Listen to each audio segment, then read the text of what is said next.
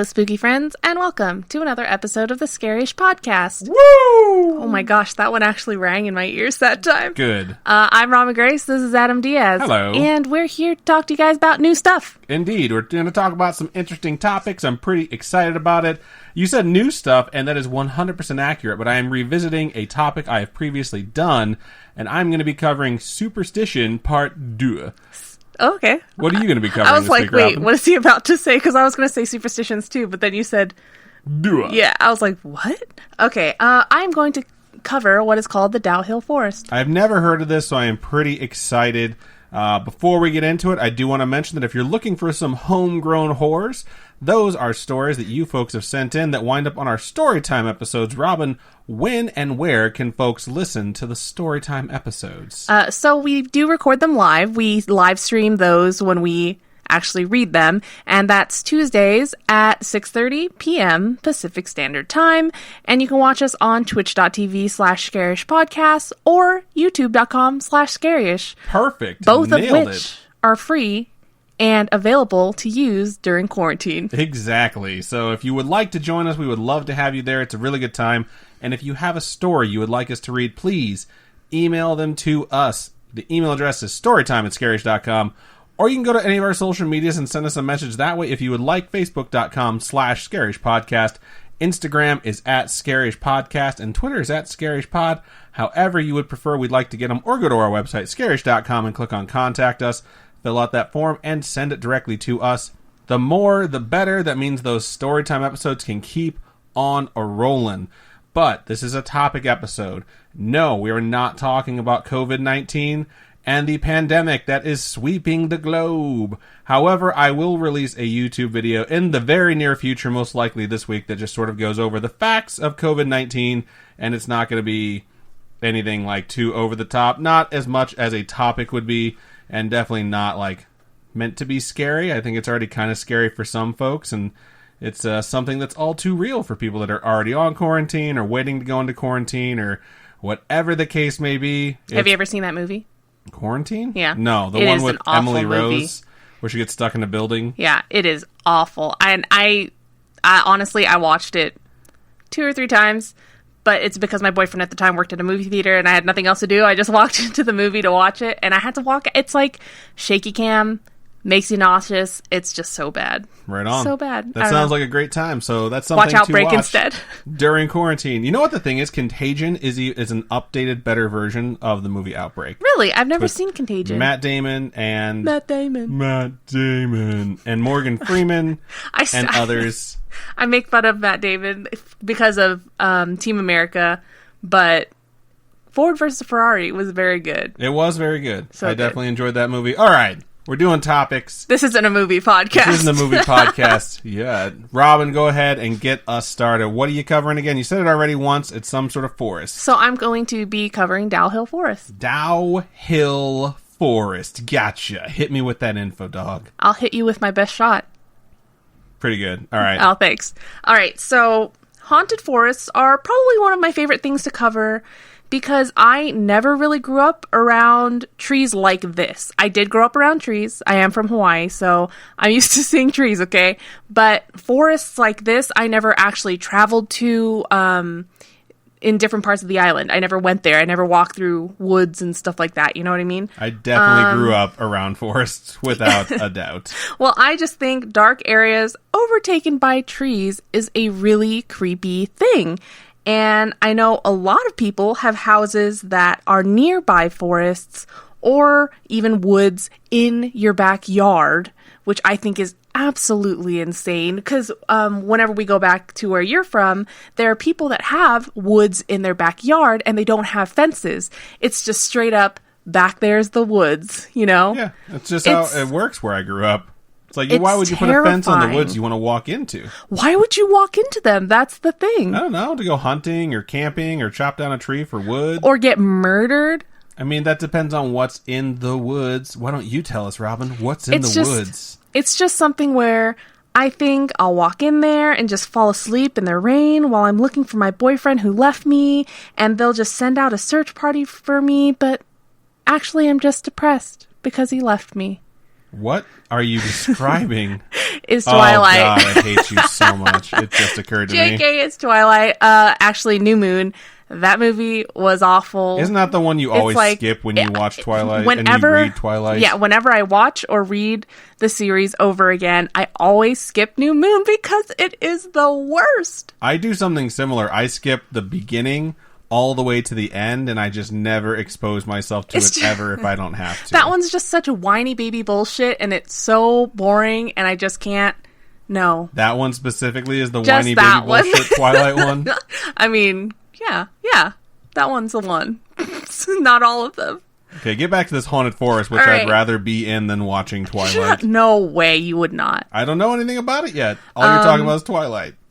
Okay, seriously though, I would hate to get lost in any forest. It's just super creepy, especially after hearing and researching places like Aokigahara Forest. In Japan, we did an episode about that one way back when, so if you folks want to go read about another haunted forest, check that one out. I think that one's really fun because it's just talked about a lot, and it's probably the main one that creeps people out. This week, I'm going to be covering another one called Dow Hill Forest in Kersong, Indiana. And I'm probably saying that wrong. Oh. Not Indiana, India. Oh, I got really excited. I'm sorry. No. Kersong, a lot India. Further away. Yeah, it's a lot further away. Sorry. I meant India. This place has a number of strange sightings that make you go, what?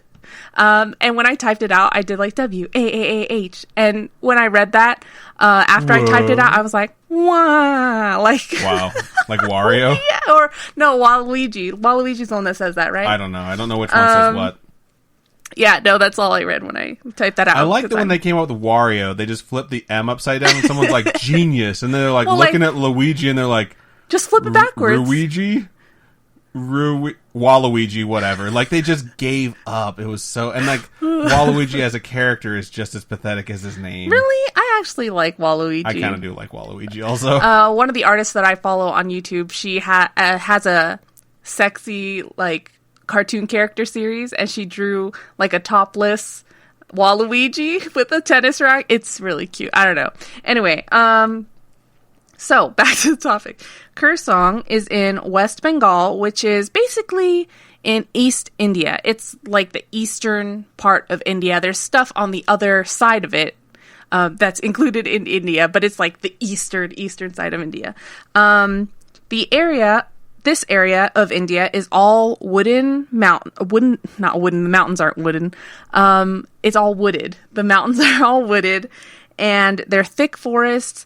And they have lush green tea plantations. I had never actually thought to look at what a green tea plant looks like, but I drink a lot of green tea. Yeah, you do. So I looked it up and I was just like, these are actually really pretty. So the plants are actually really pretty. And then if you see plantations, they're all nicely lined and they're so organized and they just look so pretty. It's really impressive. You guys should look up pictures. It's neat. Anyway, Kersong is nicknamed the Land of White Orchids, thanks to its abundance of orchids. Go figure. I was going to say it'd be really weird if it was nicknamed that for any other reason than it had a bunch of white orchids. Has a bunch of different orchid gardens and is actually supposedly one of the most haunted places in India.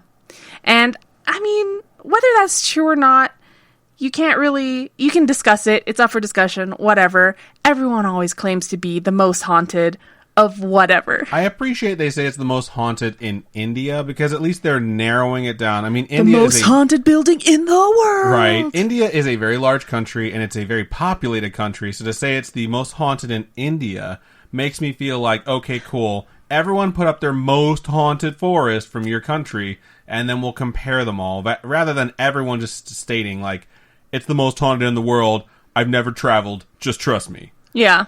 Either way, it's a pretty mysterious place, home to lots of religious sites and museums, which is not surprising for a place like India. 30 kilometers, or 18.6 miles from Darjeeling, India, is Dow Hill, and it's the most haunted or mysterious hill station of this whole mysterious area. And, or so they say. They being the internet. So is it a Silent Hill, which we will be streaming this Saturday? Oh yeah, since it is quarantine time and we're not going anywhere because our convention got pushed back, we will be streaming Silent Hill 2. So we're going to keep continuing our adventure, and we're going to see if we can remember what the buttons do. Yes. March 21st at, let's say, noon? Noon sound good? Sure. March 21st at 12 p.m. Pacific Standard Time. We will be revisiting Silent Hill 2, which I absolutely hated when we start, and now kind of like. I just want to finish the story and see what happens. I just like pretending it's a Pokemon game, and all those weird monsters crawling around with their asses in the air are actually Pidgeys. They like to throw it in a circle. Yeah, they're good at it, too. I keep saying that this week. It's like, throw it in a circle. She won't stop saying, throw it in a circle. But yeah, I didn't even know Darjeeling was in India. You know how they have Darjeeling tea? Kind of, yeah. I know of it. Oh, okay, yeah, I had no idea it was from India. So I'm learning a lot of stuff today. It's kind of cool. Doing all this research, I did learn quite a bit, like where this place even is in India, all this stuff. What's a hill station, you might ask? Because that's a good question. I had to ask.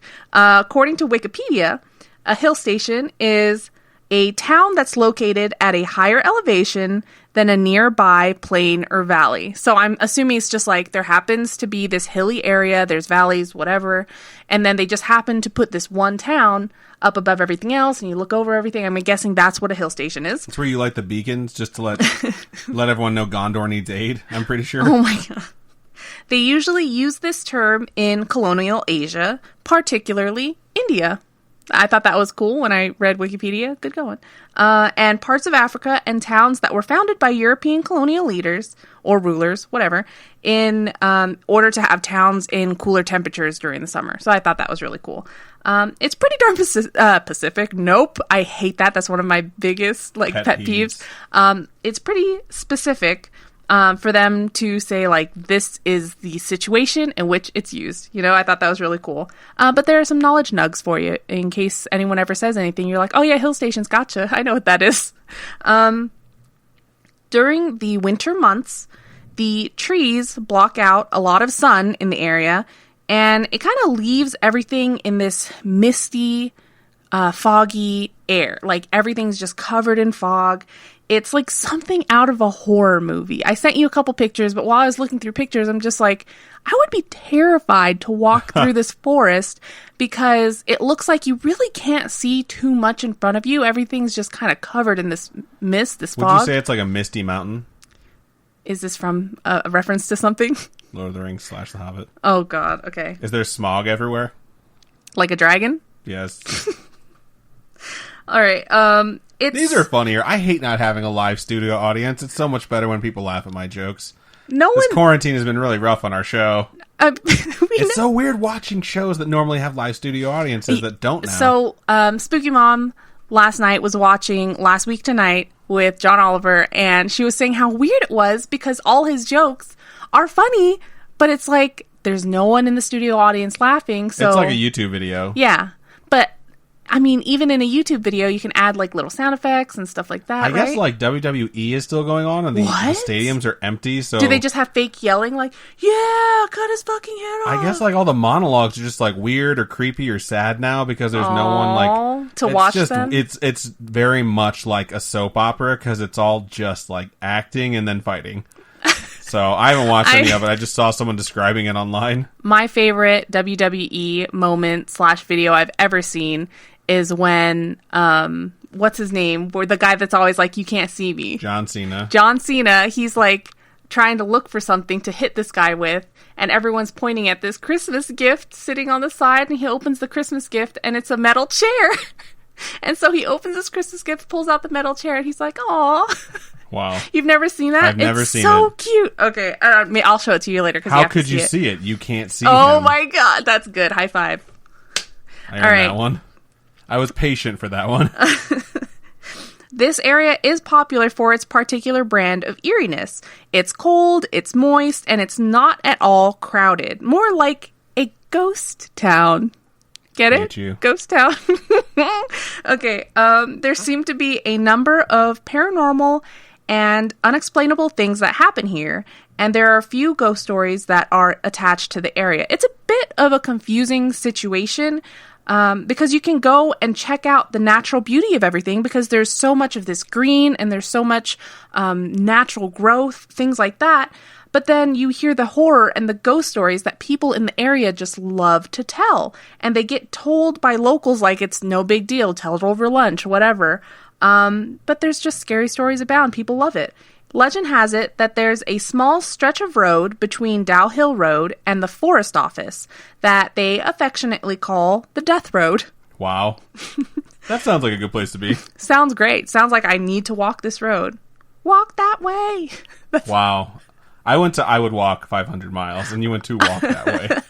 I don't know if that's like music taste. Maybe we have different music. I don't know. Who knows? Woodcutters that go through the area, either coming to or from work, often report seeing a young boy walking along the road and then disappearing into the woods. The eerie part of that is that the boy that's seen is headless. That's definitely eerie, So- or, terrifying. Yeah, so it's just this body walking along the road with no head, just chilling. And that's just disconcerting. Like, there are a lot of joke videos of people pretending to be like headless and walking around and freaking people out. But this is scary. I mean, if it were nearly Headless Nick, I wouldn't be so scared because love hate him. you so much. I like how he's in the first movie, and then I think they pass by him again in the second movie, and then he becomes just like background. He's never there again. Yeah. John Cleese is nearly Headless Nick, and then they're just like, yeah, fuck it, we're just not going to include him anymore. Well, he's in Chamber of Secrets, Right? Because he gets frozen, or what is it called, petrified. Anyway. Completely headless is a whole nother story. It's like, no, dog, I'm good. I don't want to see this headless little boy walking around. That's just terrifying. As for the forests themselves, they seem to creep anyone and everyone who goes there. Many people claim that they feel like they're being watched or followed by someone. They've even seen what some describe to be a red eye staring at them through the trees. And it's just this bright red eye that Just seems one, though? just one. Cyclops. I was thinking more of like Sauron. Oh, I guess. The eye of... We definitely Come on, you had all the Lord of the Rings ones? references? Come on, Sauron. I immediately pictured James Marsden. I just want to give him a hug. Why? I don't know, because I like him. He's a cool dude. James Marsden is the actor who played Cyclops in the X-Men franchise. He's the one from Sonic, right? Yeah, he's the one from Okay. Sonic. And We still haven't seen him. We gotta see it. I heard this interview where he talks about how he sends his kids to public school and he like raises them as if he doesn't have money. Like he has enough so that they don't want for anything, but they're just normal.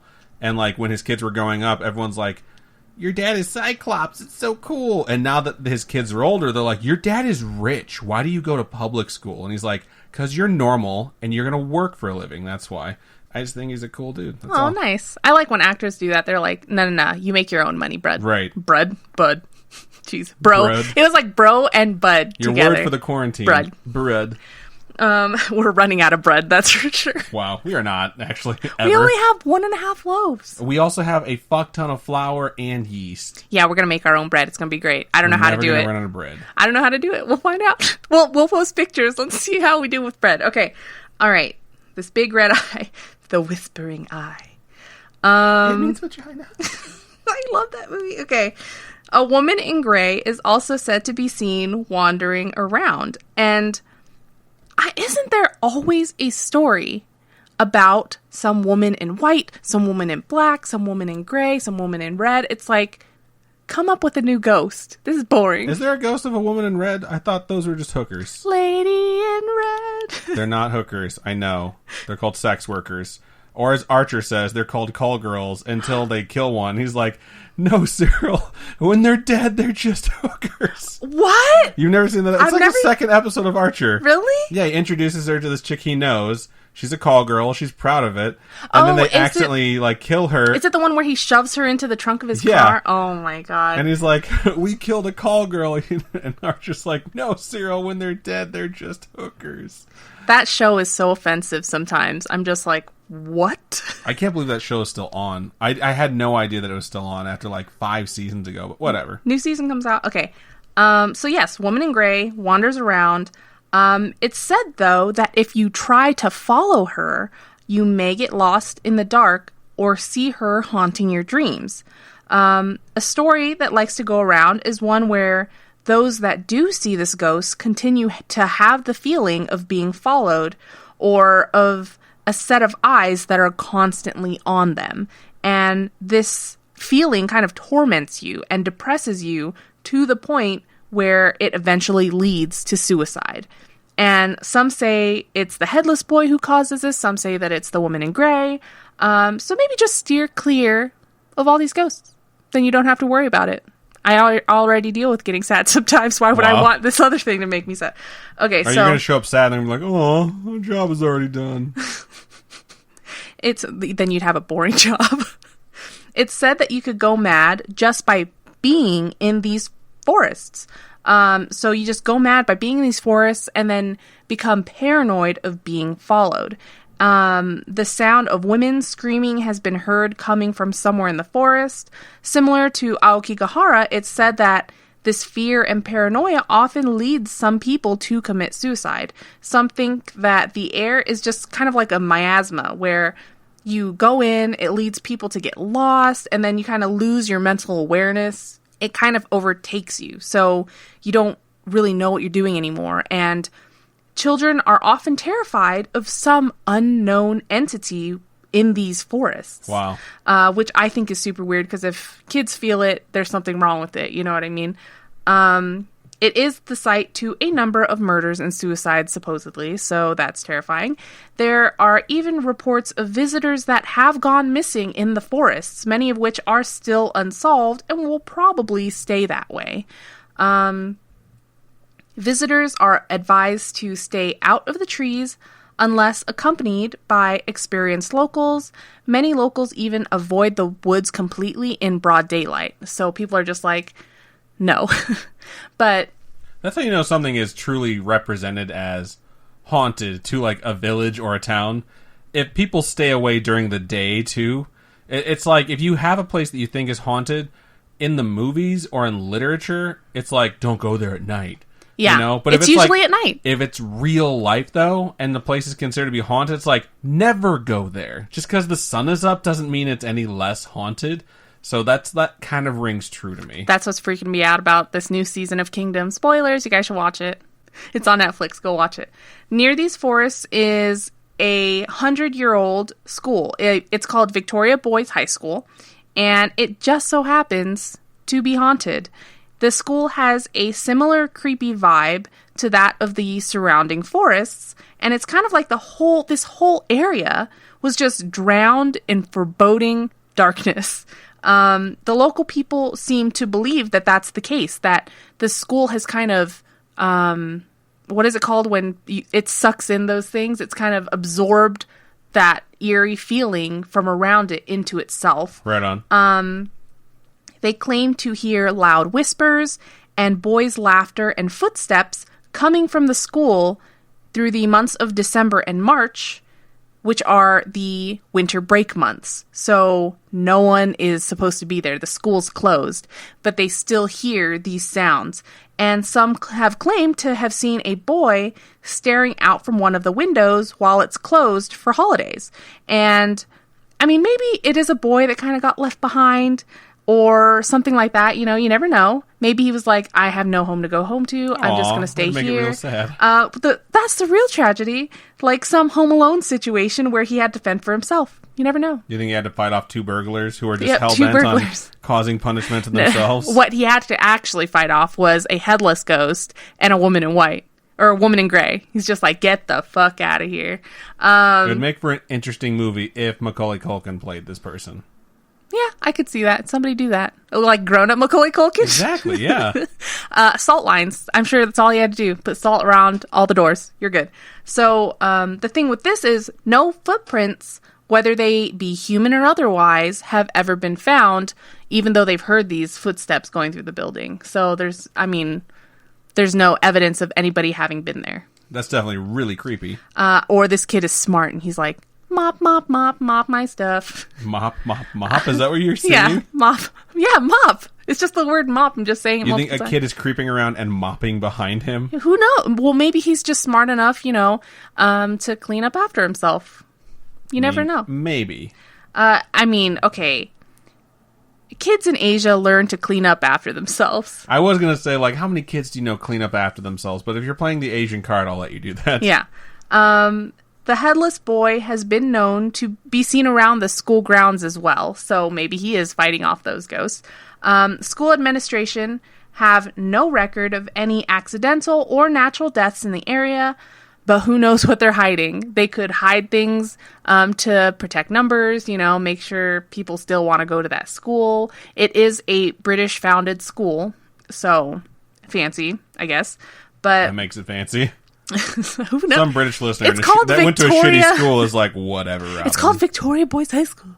It has been around since 1879 or something like that, so it's been around for a while. No one knows for sure if it's just a reaction to everyone's fear or just some unsatisfied spirits in the area that cause these hauntings. I've been reading a lot of webtoons, and maybe it's just forest spirits that are unhappy or haven't been, I don't know, no offerings. People aren't doing any offerings, and they're just like, bruh, where's my shit? Who knows?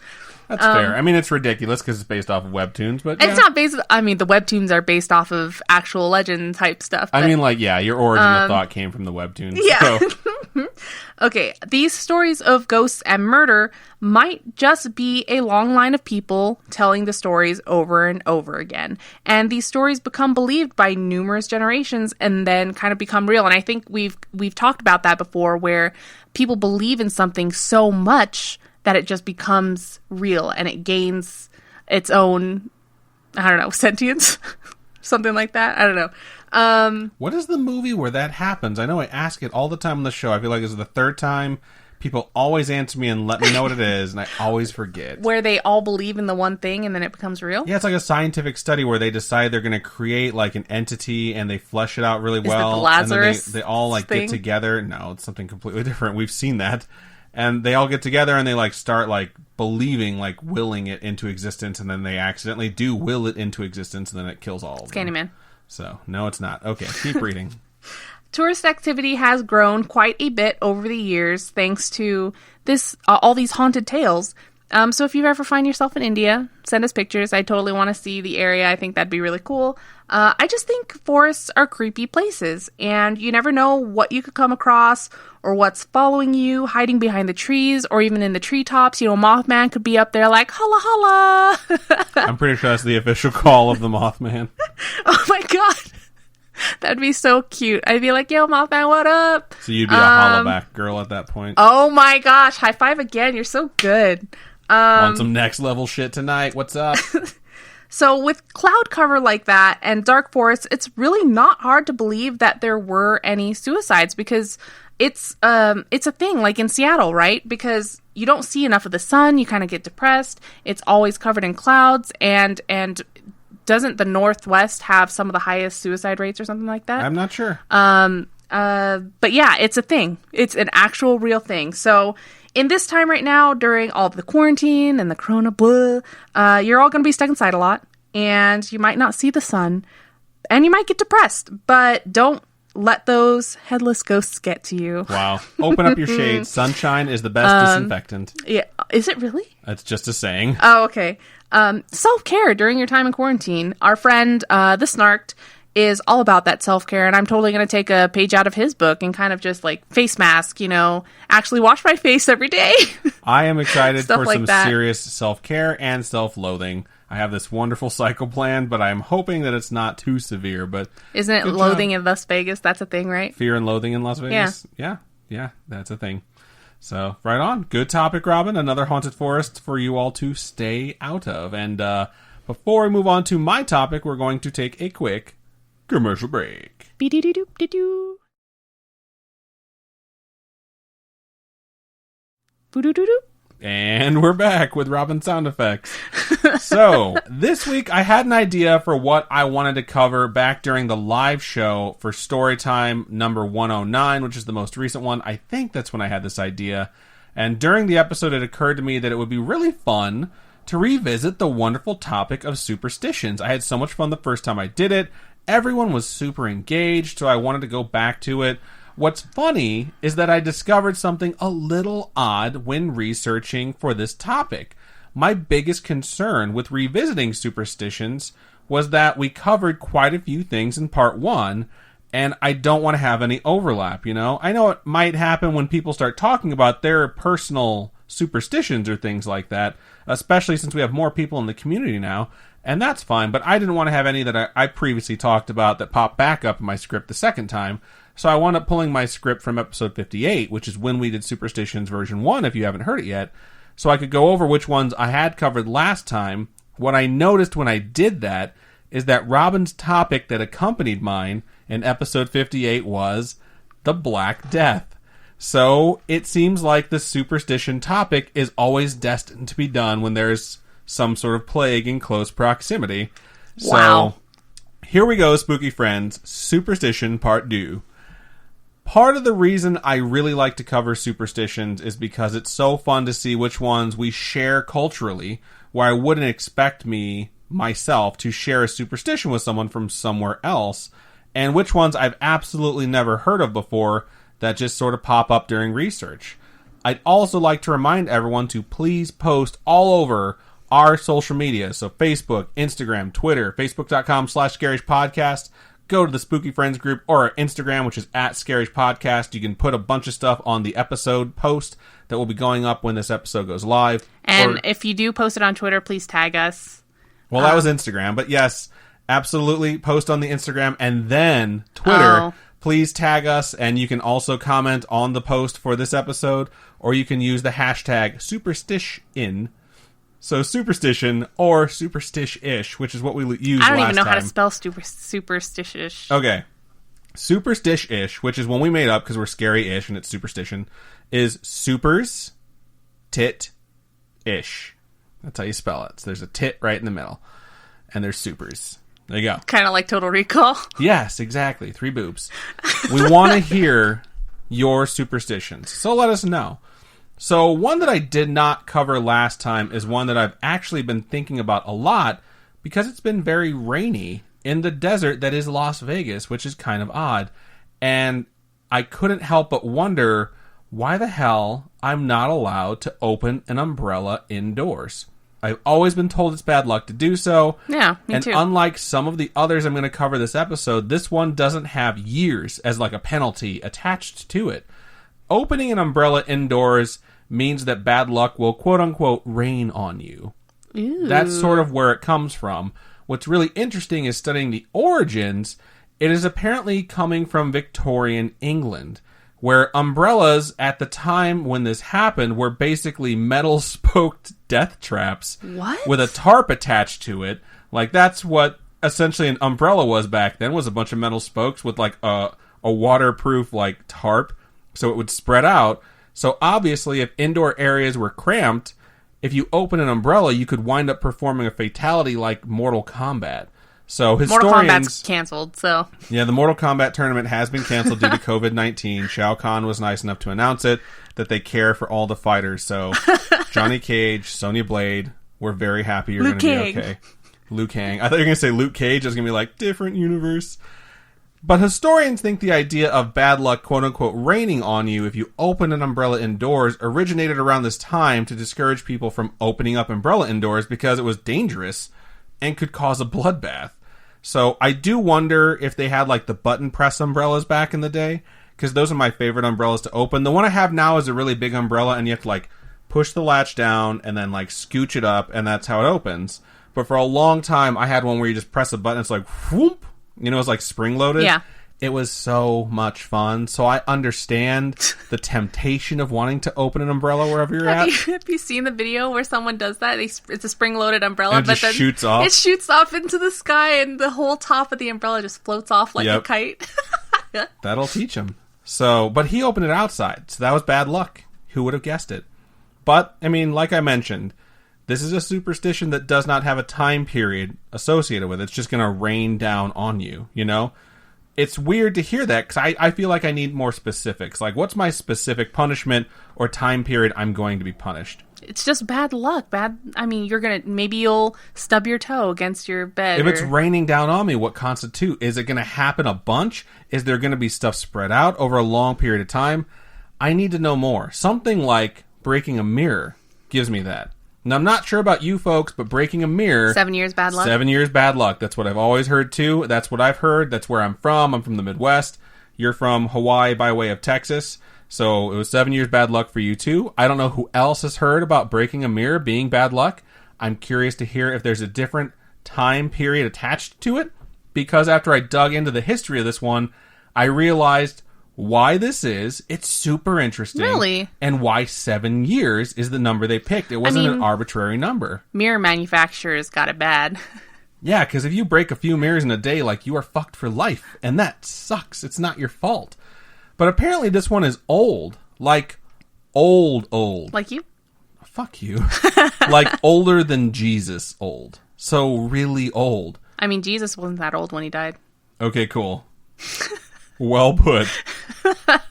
So ancient Greeks is where this starts to originate from. Ancient Greeks would predict people's fortunes and futures using mirrors. It is a method called, I'm going to get this right,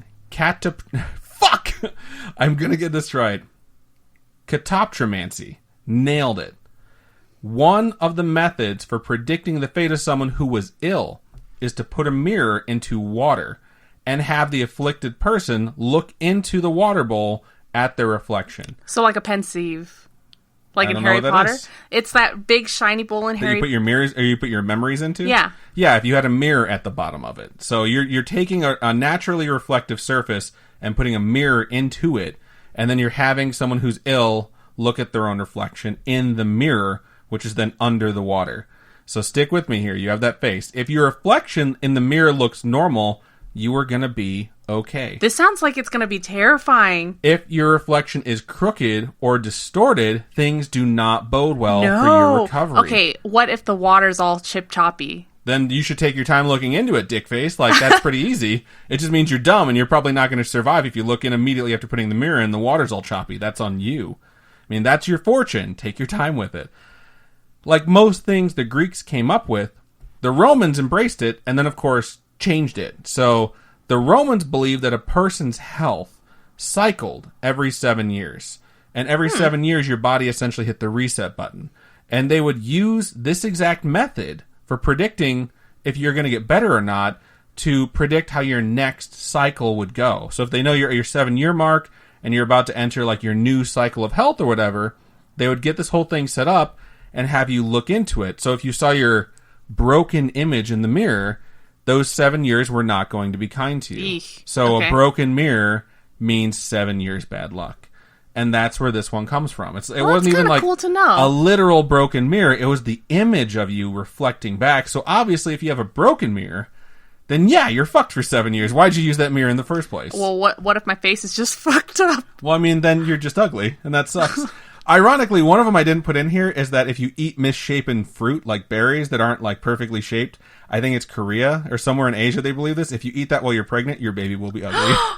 I was my God! That's a really neat superstition. So, obviously, these are really fun to learn about. I really like these. And the last one that I'm familiar with that I want to go over is one that's older than the mirror one. And I had no idea that I spaced them out like this. And they just sort of got further and further back in time. You look like you have a question. Is it a tale as old as time? Sure it is. Is it true as it can be? So this one goes back 5,000 years. And it's crazy to think how long 5,000 years is. And of all the things that existed 5,000 years ago, something we still know from that time is do not walk underneath a ladder. You don't do Really? it. It's bad luck. You've never heard that before? Well, no, I've heard of that. I didn't realize it was 5,000 years old. 5,000 years ago is how long it's been since it originated. It's crazy, right? Like, Yeah. how does a superstition last that long? Well, it's kind of a crazy story. So for anyone who hasn't heard it before, it is bad luck to walk underneath a ladder. And it was funny because growing up, I always thought it only applied to ladders that like fold out. That essentially No, form even like if it's a leaning triangle. on a building, you're still... I thought leaning ladders were okay. No. But you are right. Not only is that not okay, that's where it originally came from 5,000 years ago, was the leaning ladder. And it started in ancient Egypt this time. And believe it or not, this is legitimately where it comes from. It was really as simple as a ladder leaning resembles a triangle. And triangles were sacred in Egypt. And it's funny because people think Holy Trinity. That makes sense with the pyramids. You think Father, Son, Holy Spirit. Because that's the Christianity, Holy Trinity. But in ancient Egypt, they had a divine Trinity as well. And it was the Father, the Mother, and the Son. The Father was Osiris, the Mother was Isis, and the Son was Horus. So they represented it very similar ways, and that's why triangles were sacred. That is absolutely why they made the pyramids, because from any angle you're staring at a triangle. Are those like a bird, cat, dog? Those three things? I have no idea. Okay. I think that sounds right. I think Horus Horus is the dog. is the dog. Isis is the cat. Which is why our cat was named Isis when we originally got her. Oh, and we changed it to Arya, which fits her better. But anyways, so like triangles were absolutely sacred. So to walk through the center of a triangle is to break that unity. And it was literally sacrilegious. It wasn't just bad luck. It was viewed as an offense to the gods, to the Holy Trinity itself, to try and separate it. You know what I mean? Yeah. And that's where it came from. So then you fast forward 3,000 years, and we reach times of Jesus. And the superstition shifted to Christians who believed that during Jesus' crucifixion, there was a ladder leaned against his cross. So walking beneath a ladder was a terrible omen because it brought darkness to you. Wow. So again, it's like, it's just a tool to get higher, to do stuff. And ladders are like, why in the hell am I getting all this bad press? But it was used in Jesus' crucifixion. So ladders wound up becoming this evil omen for Christians as well. And that superstition just carried on. In fact, it's alive and well today. We're talking about it right now. But in the 17th century, folks on their way to be hanged, in particular in Europe, would be walked under the ladder that they would then ascend to get to the platform they would be hanged from. That's some fucked up shit. So it was like a literal way to apply and enforce the curse to people. What? That's rude. Yeah. What? It's like just making sure, like, just in case your neck doesn't break, or just in case someone's shooting an arrow to hit that rope before you drop, like in Robin Hood Men in Tights or whatever. I think they do that in Robin Hood Men in Tights. They do that in a lot of things. Oh yeah, they get Robin Hood Men in Tights, they get Robin out, and he's like, to tell you the truth, I was aiming for the hangman. Totally remember, nailed it. But yeah, it's just kind of a dick move right before you die. It's like a way of making sure someone's bad luck in mere moments is followed through on. That's messed up. I had no idea that they did that. That's where it comes from. That's how it's been used. So there's 3 that I've encountered most often in my life. And now I want to go over some ones that I've never heard of before that I think are really interesting. So I've mentioned before that I grew up in the Midwest. I mentioned it earlier this episode. And I have a lot of friends that are still back there. And sometimes when it's one of their birthdays, I'll try and shoot them a text right at midnight. We did that for Charlie. Yeah. Earlier this week. Charlie's birthday is Pi Day, March 14th. So we were waiting for 10 p.m. because Charlie is in the Central Standard Time Zone, which is 2 hours ahead. So when 10 hit, we just flooded her with happy birthday texts. And it's a fun thing to do, and I think everyone has friends they might do that to, and if not, you're probably an asshole. So rude. I don't do that to all my friends, just the special ones. Apparently... JK, LOL. I hate you so much. But sometimes, like, my friends do that to me also, and they'll occasionally send it to me at midnight their time, which is 10 p.m. my time the day before my birthday, you know? Yeah. So it's like, okay, that's nice, it's early. What it really means to me is you don't want to stay up till 2 a.m. to wish me a happy birthday, which I understand. But if this were Russia, they'd be throwing me a shit ton of bad luck. Because in Russia, there is a superstition that saying happy birthday too early invites a bad year. So it's like premature. It is. So what the lesson here is that you should learn time zones, dickheads. Like, stop being so inconsiderate. And for the rest of us, just memorize the days of your friends' birthdays so that you can send them as long as you're within the 24 hours, you're fine. And you have no excuse anymore because Facebook reminds you. So just use Facebook if you're going to cheat. Robin's going to love this next one. So, all right, cool. In many places, especially Mexico, it is bad luck to put 2 mirrors across from each other. It's just common sense. It's just common sense. Why would you do it? Well, according to the superstition, it supposedly opens a doorway for the devil to cross through. And it's just because you see like what you were saying before, where it's just you see reflection, and at the end you just see something that you shouldn't see, what I put down is like, that must be why if you look really closely at the farthest you can see back, that reflection is just doing something a little different. Oh, just thinking about it and you freaks never me understand. out. And then if you watch for too long, you realize the one at the back actually is doing the same thing as the one at the front, but ones that are a little bit closer start doing things a little different. I'm going to have nightmares. Don't say that. It's just moving closer. So just don't do it and you'll be fine. So, no, I have chills. All right, here, I'm going to move on from that one into a funnier one. Have you ever stepped in dog shit? No. You've never stepped in? Wow, what a lucky human being you are. Well, if you do it with your left foot, it's apparently lucky, according to the French. If you step in dog shit with your right foot, though, not only have you stepped in dog fecal matter, but you also now have bad luck. I don't like this one. Fix it, France. Here's another one from Europe, though. Italy, also known as Land of Quarantine, believes that an owl finding its way into your home is an omen of death. If I believe an owl it. gets into your house, it means someone in your family will die. And I can say, from personal experience, I have once had an owl enter my home, and this one is 1 for 1 because hours later, my grandfather died. So that is a 100% true story that I have told before, and Spooky Mom will 100% confirm. And Spooky Dad. So here are some about marriage that I didn't know. There's 3 of them. I'm going to hit them with you rapid fire. Okay. If you're sitting at a table and you're at the corner, you will not get married. Never heard that one. I think it applies to meals, but never heard it. I mean, people are going to have to sit at the corner eventually. I think they just don't, like, they make, like, the losers sit at the corner. I'm like, yeah, you're never going to marry anyways. That's dumb. Saying the same word as your friend at the same time, also known as jinx, means you'll never get married. Neither will they. I say it all the time. I know. And the last but not least for these marital ones is don't give yellow flowers because the recipient of the yellow flowers will suffer an act of infidelity by their partner. Which seems weird. These sound fake as shit. This sounds like a bunch of guys gave their wives yellow flowers and then went and banged other chicks. They're like, yellow flowers, I couldn't help it. So that's because they're stupid and didn't get red flowers. Here's another one. Speaking of the color red, glad you did that. Perfect segue. If you're in Korea and it's storming, do not wear red.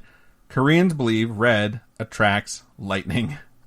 I don't know if there's statistics cool. to back it up, but yeah. But I think that one's a cool belief. That one's cool. That one to me, it's like you're challenging the heavens, like, hit me, like, here's your target, because it's red, you know? Yeah. Red stands out. It's just, I think the color red is just, when it comes to all cultures, red is just such a big thing. And it might mean a whole bunch of different stuff, but red is just, like in China, red is a good luck color. In Spain, they use red during like the bull bullfights. It's supposed to make a bull charge, which is not true, but yeah.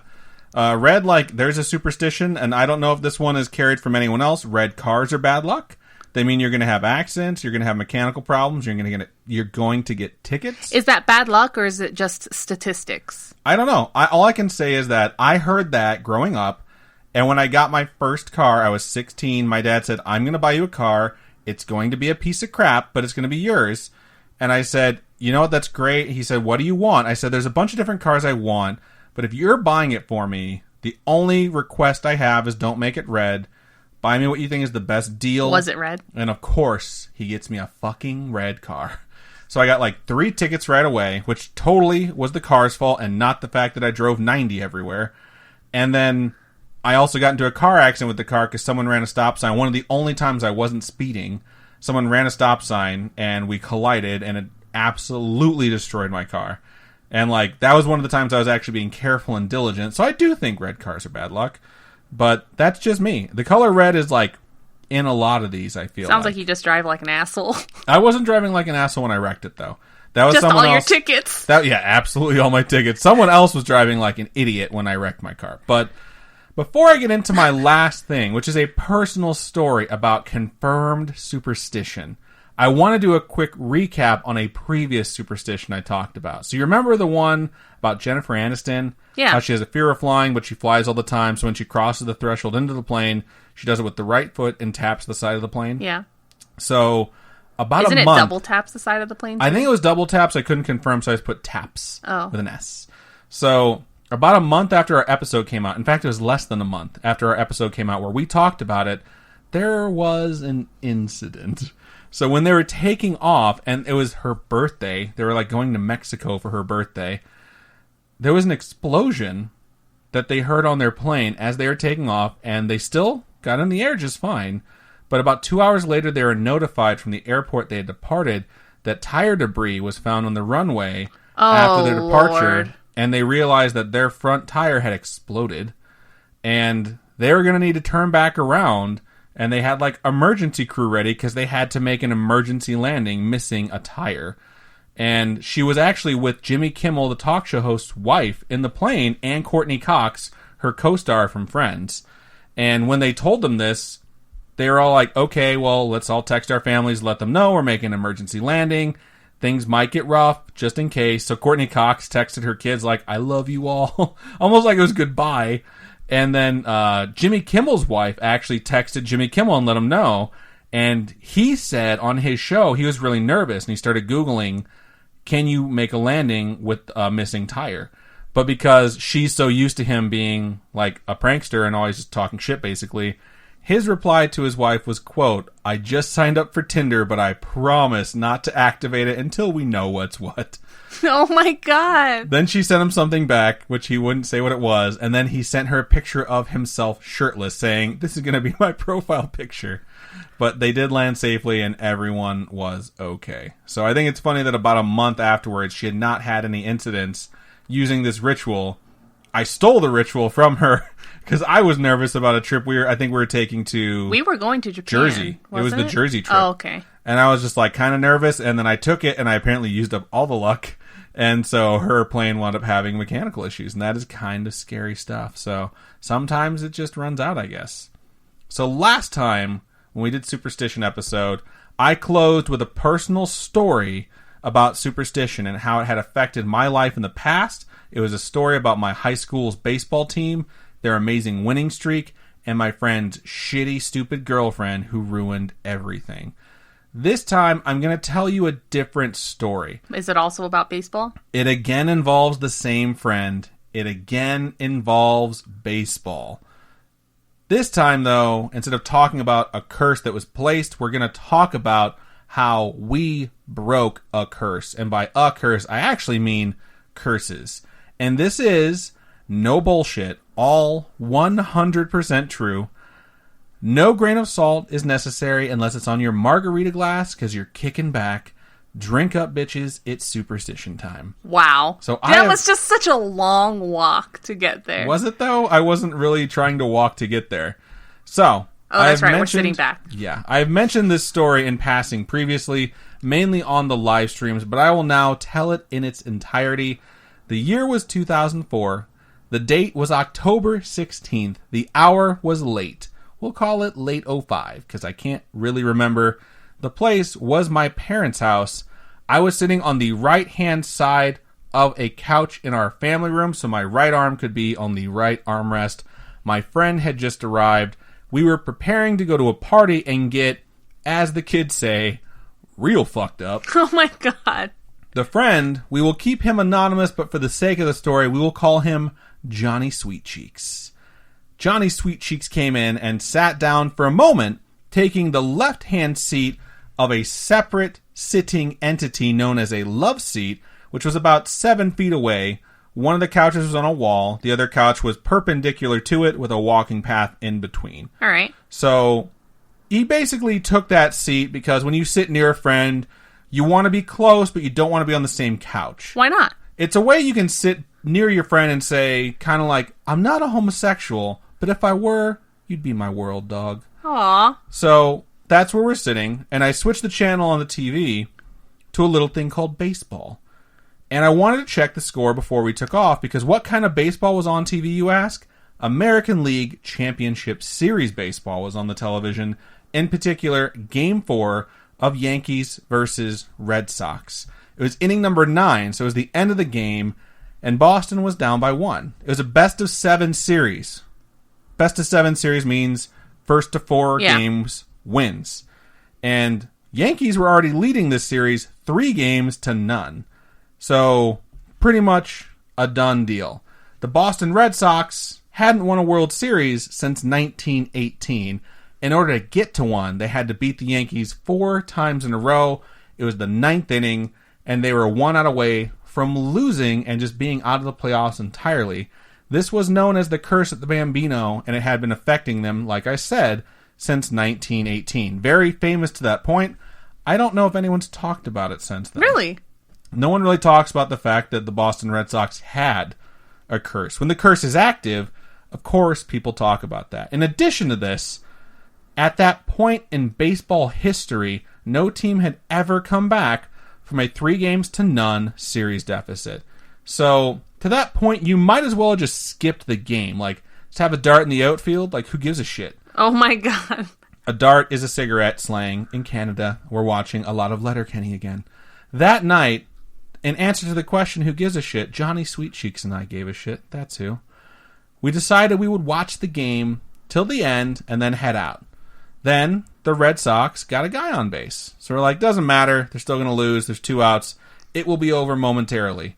And then they swapped out the runner, which is something you do. It's called a pinch runner. You put someone a little bit more speedy on there, so if you get a decent hit, they can come around and perhaps score, or more importantly, steal a base.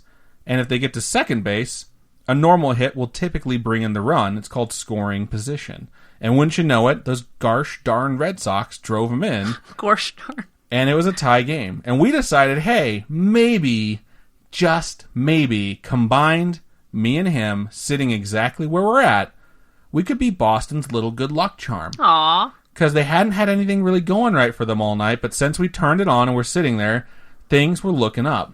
We, no joke, this is totally true, decided we would stay and wait to see who won the game. And Instead of going to your party. Instead of going to the party, we stayed through the 10th inning and the 11th inning and the 12th inning. And then a weird little thing happened in the bottom of the 12th.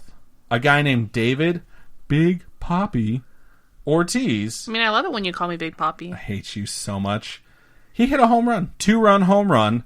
Boston wins. The series moved to 3 games for the Yankees, 1 game for the Red Sox. They still had to win 3 in a row. Didn't really matter. Pretty much not at all. No team had ever come back from 3-0. So we went to the party late. We got fucking hammered. We had a puppers and some Gus and brew, and we were good. And by that, I mean we drank enough Everclear to probably kill a horse, because that's what we used to drink. And during that stupefied state, we decided between the two of us, we were the Boston Red Sox good luck guys.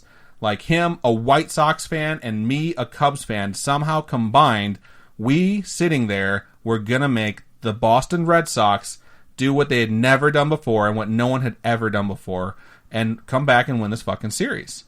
And we didn't give 2 shits about the Yankees or the Red Sox. We really didn't. I mean, like, everyone hates the Yankees, kind of, if you're not a Yankees fan. But after that drunken conversation over crossing the streams, which is when you pee next to each other and you pee into each other's streams like the Ghostbusters, we decided that we would commit to those seats and watching the game on the morrow, October 17th, which would be Game 5. So we did. He came over. I even made sure we had the same snacks we ate the night before, which was goldfish. Okay. We weren't allowed to pass the thing. We had to toss each other goldfish because that's what we did the night before. Because we felt like if we got up, we would fuck things up. Game 5 hits. It's a back-and-forth game. The Boston Red Sox are behind 4-2 in the 8th inning. Time is running out on them again, and they're behind by 2 runs. And wouldn't you know it, David Big Poppy Ortiz steps up to the plate again. And he hit another 2-run home run. It's a tie fucking game, folks. And it goes into extras again. The 10th, the 11th, the 12th, the 13th, and the 14th. And in the 14th inning, guess who comes up to bat? David fucking Ortiz again. And he knocks in the winning run. The Boston Red Sox win 5-4. It's now 3-2. Yankees are still favored, but they're getting a little nervous. Now here's the thing. At this point, we knew. It was us. We are the good luck guys for the Boston Red Sox. We can confirm. Our friends, they didn't know. We let some of them know about it, and they just decided we were crazy. They'd say, Adam and Johnny Sweet Cheeks, you're crazy. Foolish even. And we said, nay. We're fucking heroes in the making is what we are. And the next game was Game 6. It was 2 days later on October 19th. Again, this is all 100% true. We had university that day. We had jobs. We had friends and parties and commitments to be at. And do you know where we were? We were sitting right there in those same fucking seats come game time because we were going to be there for these stupid Boston Red Sox. And our friends, no joke, came to my parents' house instead of going to the party to crash during Game 6. And my friend, we will call him Joey Jojo Jr. Shabadoo. What? It's from The Simpsons. He had a friend, it's a lady friend, we'll call her Trashly. And she came in complaining. Oh my god, that's what you guys actually called her. This is what we actually called her. She wanted to go party. She wanted to go find some place to party at. And I told her politely, Trashly, shut the fuck up. The game is on. This is important. And I laid out the situation as I have to you folks and the evidence. And after considering it as pensively as a person with no brain can consider something, she said simply, you guys are dumb. Fuck you, Trashly. Get the hell out of here. I said, Trashly, if they win tonight, it's all anyone's going to be talking about. You'll be over here tomorrow for the most legendary Game 7 of your fucking life, and you'll be telling me how it's never happened before and the Boston Red Sox have a shot to do this, because I knew her. I knew she was the type of person that would repeat back to me the thing I told her as if it was her knowledge, which is one of my biggest pet peeves in the fucking world. And she just rolled her eyes, lit the wrong end of a cigarette, put a song on she claimed was about her, and she fucked right off. She was spare parts, that one. She was. So side note, she was actually very nice. And as a side note, I was actually much ruder to her when she complained she wanted to go out or watch something else. I was not nice about it. I was like, you're in my fucking house. Which was not true. I was in my parents' house. But, you know what happened in that Game 6? A dude with a surgically repaired ankle who should not have been pitching decided to pitch. He wound up ripping his stitches in his ankle, so his sock got all bloody. That sock currently resides in Cooperstown, the Hall of Fame for baseball. Shut the fuck up. Not a joke. You know what else happened? John and I never left our seats. So, who should be in the Hall of Fame, I ask you? That bloody sock or John and I? I think we know the answer to that. And the Boston Red Sox scored 4 runs in the 4th inning, and against that pitcher who shouldn't have been pitching medically, they could only manage 2 runs. The fucking series was even, 3-3. They were going to Game 7. They had a chance to do what no one had ever done before. This cursed team that could never beat the Yankees, that would never win another World Series since 1918. I have a feeling that they didn't actually win the last game. Even Something my happened. friends who were doubters were starting to believe. With partying all around us, we held fast, we stood our ground, we didn't get up until that game was over. And then the next night, you don't need to ask. How did you pee? We waited. Oh my god. We couldn't get up, or we ran on a commercial break. That's it. And if someone took our seats, they would get their asses kicked. Plain and simple. But that next night, you don't need to ask where I or John and his sweet cheeks were. You fucking know they were in those seats with those goldfish in hand ready to go. Goddamn house was full of people. I am dead serious. It was packed. Our friends, the doubters, if people got too close to us, they would tell them to fuck off. Like, that's their seats. Don't get too close. Like, they knew we were the good luck guys. We talked about it. This is what's making the Red Sox win. Everyone stay the hell away from us. Guess who shows up? Trashly shows up. Oh, no. Comes in, talks to everyone about how her dad told her how big of a deal this game was. It's never happened before, she said. And Didn't she say that she was going to say that? I swear to God, I said Trashly, and the party got like a little quiet, and I knew I had to be brief because the game was about to come on, but I had to be direct, and I just settled on, shut your stupid whore mouth. You did not actually say that. I did. It did the trick. She sat down, and she watched the fucking game. First inning, the Boston Red Sox scored 2 runs. They're in Yankee Stadium, the most difficult place for them to play in. They scored 2 runs. Good start. It's 2-0. Second inning, they score 4 more. It's 6-0 in Yankee Stadium. You could hear a fucking pin drop in Yankee Stadium. Adam and Johnny Sweet Cheeks, yeah, that's what's actually happening here. It's not the Boston Red Sox. It's us. We never moved. The Yankees put 1 run on the board. The next half an inning, the Boston Red Sox put 2 on the board. The final of Game 7 was 10-3. The Boston Red Sox came back and beat the Yankees 4-3. And that broke the... You can't really say it broke the curse, because the curse was they would never win another World Series. They defeated their arch rivals. The curse of the great Bambino. Bambino is Babe Ruth, for those of you who don't know. The curse was generated because they sold Babe Ruth from the Boston Red Sox to the New York Yankees, who then went on to win 27 World Series in the time the Boston Red Sox won 0. Wow. And then all of a sudden, they defeat the Yankees. And what's crazy is, 1, it was in Yankee Stadium. 2, they just stuck it in and broke it off in front of all those Yankees fans. Oh my god, that's a horrible thing to say. And 3, The Yankees will forever go down in history, in baseball history, as the first team to blow a 3-0 lead. They now will forever be remembered as the team that blew it, which is the Red Sox, legacy to that point since 1918. But the Red Sox are going to the fucking World Series, so there should be pressure on them, right? Yeah. No, they just came back and they beat the fucking Yankees. They did what no one's ever done. They go to the World Series, they sweep it. 4 games for the Red Sox, 0 games for, I think, the Cardinals, who they were playing, but no one remembers, because the Red Sox beat the shit out of them. They won their first World Series since 1918. John and I, we were happy for them. They knew. Were you sitting in those seats during the... Nah, okay. We knew it was just the ALCS magic. We let them do their thing after that. We didn't even watch. I think we watched the moment they won. We turned on the bottom of the 9th in Game 4 and watched it. We just both nodded. We knew... They knew. It was Johnny Sweet Cheeks and I who were the real MVPs. We never got it. So when they won the World Series, that's when they broke it. Yeah, that's the official breaking of the curse of the Bambino. And they never sent us our rings. But we didn't really need one. The next year, 2005, fate returned the favor. A little bit. Returned half the favor. Like I mentioned, Johnny was a White Sox fan. The White Sox had this curse called the Curse of the Black Sox. They've made a lot of movies about it. Shoeless Joe Jackson. What happened with the Black Sox is they were paid garbage by the guy who owned the White Sox, and they decided they were going to go to the World Series, which they were favored to win, and they were going to throw it. They took a bunch of money from a gambler and a mobster called Arnold Rothstein, I'm pretty sure that was his name, and they threw the World Series. And one guy of the 9 guys decided he was going to fess up and say he couldn't take the fact that they threw the World Series. They haven't won a World Series since 1917, one more year than the Boston Red Sox. The curse of the Black Sox has lasted longer than the curse of the Bambino. And it is something that is palpable, and the White Sox could feel it. They felt it that whole time.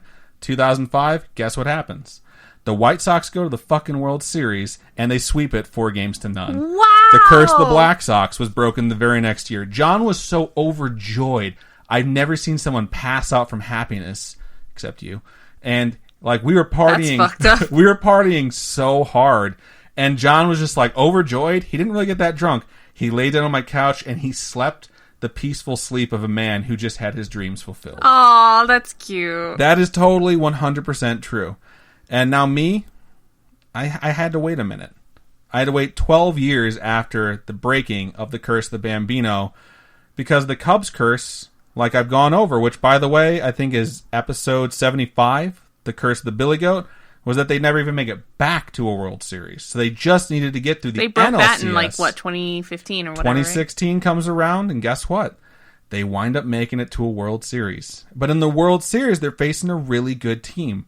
And they go 7 games. They go to a Game 7 again, and that game goes extra innings. And during the 10th inning, there's a fucking rain delay at the World Series. And people just stopped. Cubs fans stopped. They found some place to pray. My mom sure as hell did. You know what I did? I didn't realize you guys split up and went to go pray in your own rooms. I didn't go to pray. You know what I did? I texted Johnny Sweet Cheeks. I knew I had to be brief. Again, it's the World Series. It's going to be a short delay. Got to be brief. So I made my text, quote, "What do you think?" That's all I said to him. Just so you know, the White Sox and the Cubs are giant rivals. They're like the biggest of rivals. And John had grown up his whole life hating the Cubs. And Johnny Sweet Cheeks, lifelong White Sox fan, texted me back. He made it brief. He said, quote, "They got it." That's all he said. He was goddamn right. 10th inning rolls around. They score 2 runs. They only give up 1. They walked people, though. That team Okay, cool. It's just like... What do you mean they walked people? What the fuck does that even mean? They won. They scored 2 runs. They only gave up 1 the next half of the inning. The curse of the Billy Goat, which had persisted since 1908, 108 years, was broken. And I knew it was karma and it was fate returning the favor. We broke that curse, John and I, together, and our curses were lifted. It just took a little time for the Cubs. But now, did Johnny Sweet Cheeks and I actually do anything?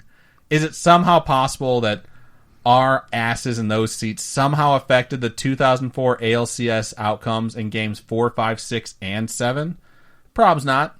In fact, almost 100% certainly not. But maybe? I don't know. You know what I do know? I know that 3 curses were broken and millions of people rejoiced. And as much as this is a ridiculous story, something that is real from it is literally tens of millions of people's lives were filled with a joy that they hadn't known in 80 to 100 years, which is tangible. It's a real thing. So when you talk about superstition, it's amazing to think that these things can fill you with dread or fill you with joy based off of what happens. And all it took was for 2 sexy fucking beasts to plop their asses down on the couch and not move for 4 nights in a row. So when you think about it, is quarantine really that bad? Why is everyone getting all bent out of shape about it? Like, if Johnny Sweet Cheeks and I can break 3 baseball curses, I think the collection of spooky friends that wind up on quarantine over the coming months can defeat COVID-19. Oh, God. Okay. And if you don't believe me, just watch. Oh, God. And that, my spooky friends, is Superstitions Part 2. Thanks. You're welcome. I think we all needed that. I think we can agree. So yeah, that's everything we have for episode 119. I hope you enjoyed this. I hope you didn't hate it like Robin apparently did with how many eye rolls she did for my story, but it is 100% true. I know that Mariana out there is listening to this. I hope you call John Johnny Sweet Cheeks from now on for the rest of your lives. That should be on his headstone when he passes away. So this was really fun. I enjoyed your topic. I enjoyed my topic. If anyone has superstitions of their own, do not forget to mention them at us on our social medias. Facebook.com/ScarishPodcast. Hit us up in the Spooky Friends group. Also on Instagram, we will have a post for this episode. You can comment on that. Our Instagram is @ScarishPodcast, and you can tweet at us on Twitter @ScarishPod. You can tweet on the post for this episode, or just at us in general, and let us know what your superstitions are from your hometown, because I always like to hear them. Or maybe even your family, because, I mean, my family has some stuff too. Don't go out on Labor Day, because you'll break a bone. That's a real thing, like 4 years in a row. It's going to be St. Patrick's Day. It is. Actually, this episode releases on St. Patrick's Day. It's St. Patrick's Day right now, in fact. If you guys have Disney Plus, watch Luck of the Irish. It's about luck. This is a superstition episode, right? Who's in it? What's it actually about? It has the blue-eyed baby from Supernatural, the guy that plays Cain. He also plays... He's the king in Gallivant. That's the only other thing I know him in. Yeah. He's also in Psych. He plays one of the detectives in Psych. Yeah. He's in a lot of stuff, but he's in Luck of the Irish too. So right on. There you go. Celebrate St. Patrick's Day. So that's the stuff that we have. In your house. If you want to send us a story, please email storytime@scarish.com. You can also go to scarish.com and click on Contact Us, or hit us up on any of the aforementioned social media places. Robin, for the folks who would like to donate to us monetarily, how can they do so? You can go to patreon.com/ScaryishPodcast. There's a whole bunch of different tiers. Take a gander at all of those and help support us through this rough time. And if you want to go to ko-fi.com/ScaryishPodcast, those are one-time donations, and all those donations go to helping us upgrade our studio setup. So that'd be great. Indeed. Thank you so much for those of you who listen. Thank you so much for those of you who join us during the live episodes. It's amazing to see you folks come out. We hope to see more of you there now that some folks are forced to be home. Yeah. And again, Tuesday, 6:30 p.m. Pacific Standard Time, which is 8:30 Central, 9:30 Eastern. It's going to be a good night, I think. Get that feeling. So we hope to see you there, and I think that's just about everything we have for this one. So Robin, go ahead and sign us out. Keep on creeping on, and we'll talk to you guys later. Bye.